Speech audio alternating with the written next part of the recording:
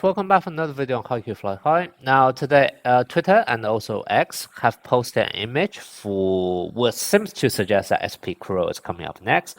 But I don't know how I feel about this. First of all, it's so close to April Fool. They could just be playing a joke on us. Second, I was saying it's kind of stealing the thunder of Academic Advisor. So I don't know about that. And just from evidence point of view, I have seen a promotional video for Academic Advisor.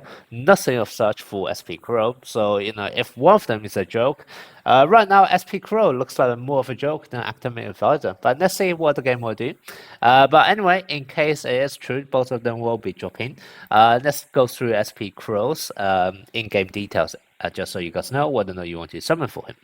So starting off, we have his skill 1. When he's on court, player in the same role is going to gain 20% spirit. And I forgot to mention, SP Kuroo is both block and also receive label. So that basically means that depending on whether he's up front or at the back, which he can both be in, your player in the same role are going to gain 20% spirit, and obviously as a team rotate, it will be a different set of players depending on where Kuroo is positioned as well. Okay, and then the next thing is that when Kuroo touches the ball, your side's next action is going to get the same power. Now, once again, Kuroo is predominantly just receive or block, so it's very likely just going to be buff up your next receive or block, and that's somewhat nice because Kuroo does have a long cooldown for his block and also receive to some extent, I guess. So the main idea here is that when Kuroo's skill is under cooldown, you will be able to buff up your other secondary blocker or secondary receivers, etc.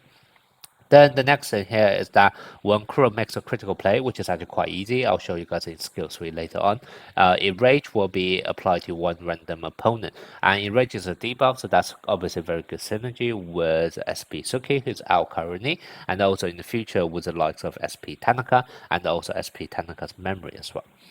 Okay, now let's move on to his skill 2. This is a receive skill. The multiplier is not that high, it's only 140. You can get another 20, which is more or less guaranteed because it's very easy to crit with Kuroo.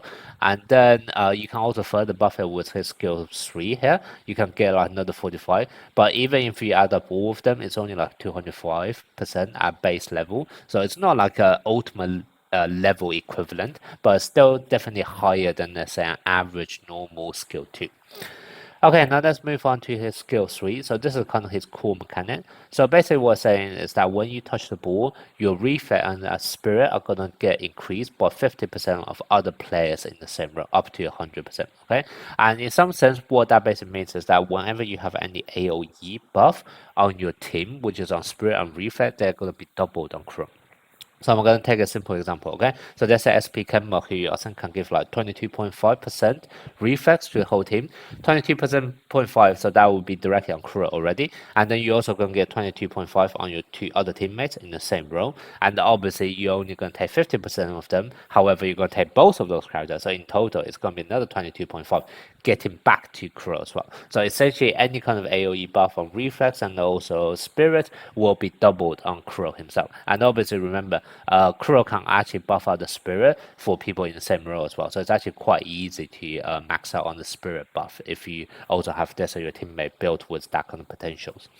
Reflex can be slightly harder, but there are actually going to be a lot of characters capable of buffing up reflex now. So we're talking about, for example, SP Nishinoya at skill readiness 4. We also have Kenma, we also have Sakusa at skill readiness 2, etc. So there are definitely ways for Kuroo to quite easily max out his own reflex. And also remember, if you have your other 2 teammates with a skill 4 on reflex as well, it's also going to be very easy to max out Kuroo's own reflex. And that's kind of what I say, whenever he says things like critical, like here for like to make a debuff, or here to increase his power, it's actually very, very easy to do so.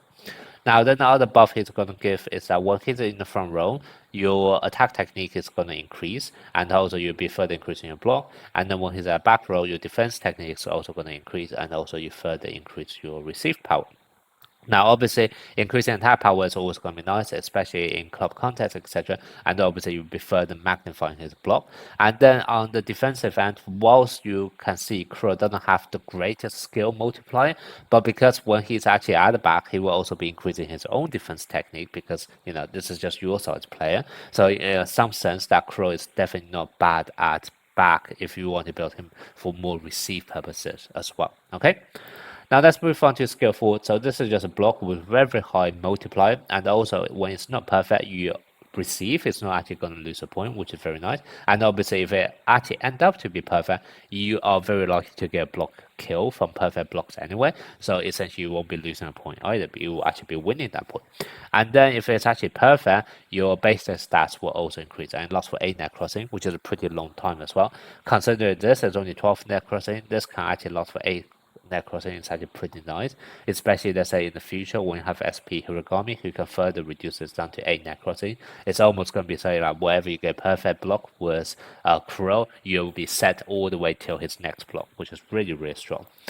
Now let's move on to his skill resonance. Skill resonance 2, you will be able to increase your teammate's power and also quick attack by Kuroo's own block stat. So in order to max this out, you would need 8,000 block, which seems very high on first look, but this is in-game block. So with all of the other buff your teammates is able to provide, you should be able to actually reach that fairly easily.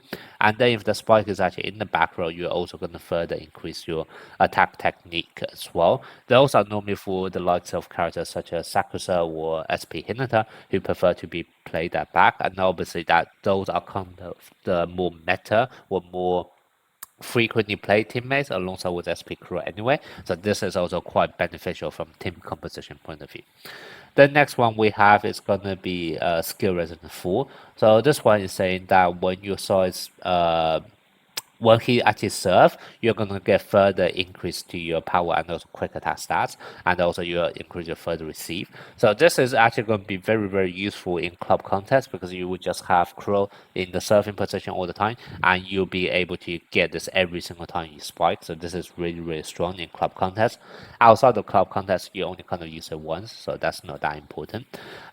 Then the second half is very, very good for Kuroo himself because you'll be increasing your own defense technique, and also when he's at back, you'll be increasing further. And remember, he already have very high skill multiplier for block, whereas for receive, he kind of lacks that skill multiplier. So that's kind of why a lot of the time you will see that he is going to actually get extra defense technique buff when he's actually at the back, just to make it a bit more balanced. Okay. Now, lastly, we're going to talk about the bonds. The first one was Kenma is very good. It's a quick spike. Now, first of all, you are not going to build him with quick spike vast majority of the time. You would be building him with either block build or receive build or hybrid, but you're not really going to focus on quick spike. So the power of this is not going to be very strong, even though it says 360%. However, what's really nice is that you will be increasing your attack technique by 10%, and this is for the whole match, okay, for a whole set, which basically means whole match, because vast majority of game mode right now is only one set. So this is crazy strong, not because of how much power is, but literally you can get this off and you have a permanent attack technique buff for the remainder of the match, and attack technique is one of those more rare buffs, so this is really strong there. And then the second one is going to be with SP Suki. Once again, this is an insane buff. Just having the two of them on together, you'll be increasing your base stats for your whole team. This is crazy strong just by itself. But furthermore, obviously at the end of each turn, you're also able to apply this Enrage. And when they already have Enrage, you can actually then enhance it to something which cannot be removed. Now, in all honesty, there are not that many characters who are able to remove debuff anyway. So this probably doesn't matter too much. But still, you are able to apply Enrage to your entire enemy front row. And then also further potentially increase that up to 20% and last for 8 net crossing as well. So together, this is also very, very strong. Now let's quickly talk about his memory. His memory is actually very strong, but there's a condition where the enemy needs to have a debuff. So this is more going down to your team composition. Obviously, if you actually have Kuroo on your team and put this on him, it's going to be perfect. Otherwise, you will need someone else on your team to actually apply that debuff to make this memory universal. So for example, a good example would be the likes of SP Kenma, who literally only need to be on the field briefly and then be subbed out, and you would then be able to get your entire opponent team with a debuff, which then would trigger this for this insane 20% defense technique buff. Okay, so very good memory, but there's just a bit of a condition here that you need to have a way of landing debuff on the opponent. Okay, so with all that being said, that's pretty much all you need to know for SP Kuroo and also his memory. So what are my thoughts on him? He's a masterman. I'm just going to be honest. He is easily in the top 3 or top 5 characters in this game. He's incredibly strong because he is capable of doing both block and also receive at the same time. So no matter what kind of role you want to play him in, he's going to be very versatile and universal. And even in the same team, as your team rotate around, he's still able to contribute no matter where he is. is, on top of that, he's actually able to give both attack technique and also defense technique buff to your whole team, which are some of the most premium buffs available in this game as well. So not only he's able to do a good job of defending himself, he's also able to provide massive support to your whole team. So all of those are already what makes Kuroo very, very universal. And then if you actually want to build a team around him and actually trigger his deployment skill, like I said, both deployment skill are insane. This one lasts for a whole match. This one's a permanent 10% buff to all of your bases stats for your whole team as well. Both very, very strong deployment buttons. And that all together just makes Kuroo a bit of a must summon character, in my opinion. Okay, so that's my thoughts on SP Kuroo. Let me know what you guys think in the comment section.